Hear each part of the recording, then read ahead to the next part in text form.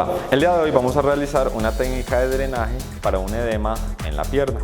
Para esto vamos a recortar entonces el vendaje en forma de pulpo.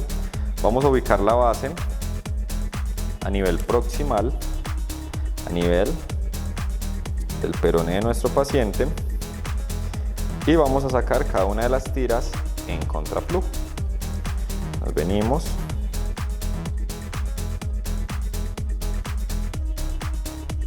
vamos sacando cada una de las tiras.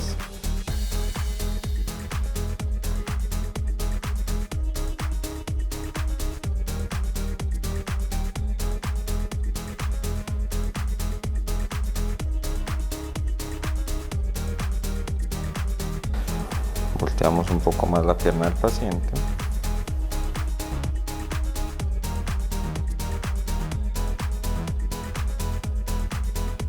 Descansa.